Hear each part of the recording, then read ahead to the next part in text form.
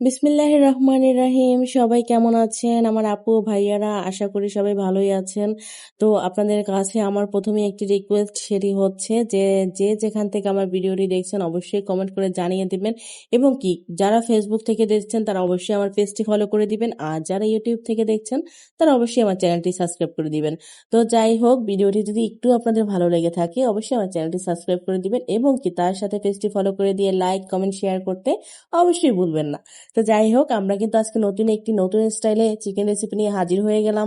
তো আশা করি ভিডিওটি আপনাদের সবার কাছে অনেক বেশি ভালো লাগবে। আর ভিডিও দেখার শুরুতে কিন্তু একটু কষ্ট করে আমার চ্যানেলটা সাবস্ক্রাইব করে দেন আর পেজটা ফলো করে দেন, দেন ভিডিও দেখা শুরু করে দেন। তো আজকে যে রেসিপিটা আমি তৈরি করব এটা একটু ভিন্ন স্টাইলে তৈরি করতে যাচ্ছি। এক একজন এক এক স্টাইলে রান্না করে, আমিও চিন্তা করলাম যে সবসময় একঘেয়েমি খাবো, এখন থেকে একটু নতুন নতুন স্টাইলে রান্না করব, দেখি কি হয়।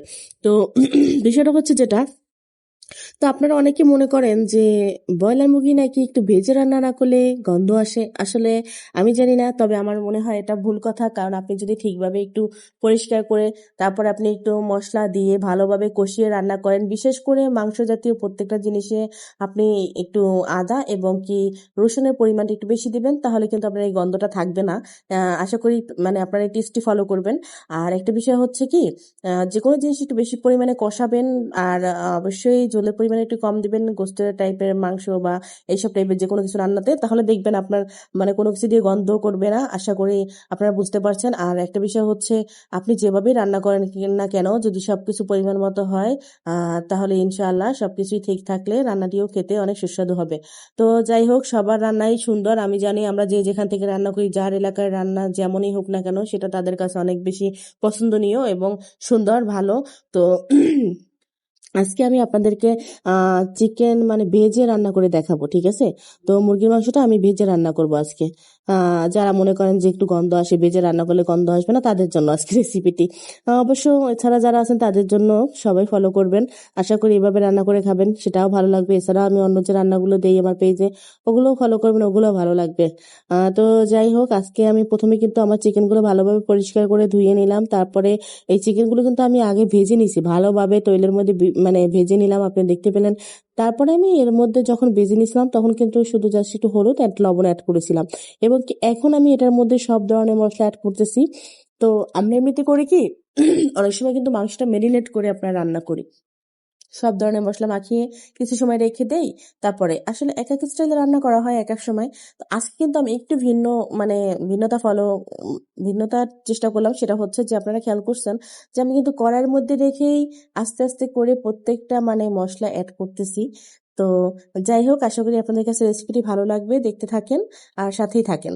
আর আপনাদের কাছে আমার একটা রিকোয়েস্ট, যদি আপনাদের কোনো কিছু জানার থাকে অবশ্যই আপনারা কমেন্ট করবেন, আমি অবশ্যই আপনাদের কমেন্টে রিপ্লাই দিব। আর ভিডিওটি যে যেখান থেকেই দেখছেন না কেন, সবাই আমার চ্যানেলটি সাবস্ক্রাইব করে দিবেন। তো দেখেন, আমি কিন্তু প্রথমে সব প্রকারের মশলা দিয়ে আমার মনে করেন মাংসটি ভালোভাবে কষিয়ে নিচ্ছি। ভালোভাবে কষানো হলে তারপরে আমি এর ভিতরে মানে পানি অ্যাড করব। তো আমার ভালোভাবে কষানো হয়ে গেছে, নেক্সট আমি পানি দিয়ে দিলাম। তো পানি দেওয়ার পরে আমি একটু ঢাকনা দিয়ে ডেকে দেবো। কারণ হয় কি, ঢাকনা দিয়ে যে কোনো তরকারি বলেন, সবজি বলেন, সবকিছু রান্না করলে ওটার স্বাদ ভালো থাকে এবং কি পুষ্টিগুণ বিদ্যমান থাকে। তো আমি সবসময় চেষ্টা করি একটু ঢেকে ঢুকে রান্না করার জন্য, যাতে কারো নজর না লাগে। তো যাই হোক, দেখেন এবার আমি ঢেকে দিলাম। তারপরে আমি যেহেতু ব্রয়লার মুরগি হতে কিন্তু আমাদের বেশি সময় লাগে না, অল্প সময়ের ভিতরে রান্না হয়ে যায়। আর আমি এছাড়া ব্রয়লার মুরগি ছাড়া অন্য মাংসগুলা বা গোশগুলো আমি প্রেশার কুকারে রান্না করার চেষ্টা করি, কারণ ওগুলো হতে বেশি একটু সময় লাগে, যার জন্য প্রেশার কুকারে দিলে অল্প সময় হয়ে যায়। তো আমার মাংস যখন প্রায় আপনার হয়ে আসবে তখন কিন্তু আপনি এর ভিতরে জিরার গুঁড়ি দিয়ে দিবেন, কারণ জিরার গুঁড়িটা একদম লাস্ট পর্যায়ে দিলে গন্ধটা অনেক ভালো আসে, আর ফ্লেভারটা মানে এত সুন্দর আসে যে খেতে মানে স্বাদটাই পুরো একদম চেঞ্জ হয়ে যায়। আর আরেকটা বিষয় হচ্ছে কি, আপনারা চেষ্টা করবেন একটু জলের পরিমাণটা অল্প একটু থাকবে যখন মাখা মাখা গায়ের সাথে, তখন নামিয়ে নেওয়ার জন্য। কারণ এটা যদি আপনি একবারে শুকিয়ে ফেলেন তাহলে আপনারা মানে খাওয়ার সময় দেখবেন একদম মানে খেতে স্বাদ লাগবে না, কোনো কিছু থাকবে না। তো একটু মাখা মাখা করে নিলে তখন দেখবেন একটু হালকা ঝোলের মতো থাকবে, যেটা খেতে অনেক সুস্বাদু লাগে। তো আমি সবসময় এটাই করি। আবার অনেকে মনে করেন ব্রয়লার গোশত একবারে মনে করেন শুকিয়ে খেতে পছন্দ করে। আসলে আপনাদের যার যেভাবে ইচ্ছা আপনারা সেভাবেই খেতে পারেন। তো আজকের রেসিপিটি আপনাদের কেমন লেগেছে অবশ্যই কমেন্ট করে জানিয়ে দেবেন। সবাই ভালো থাকবেন।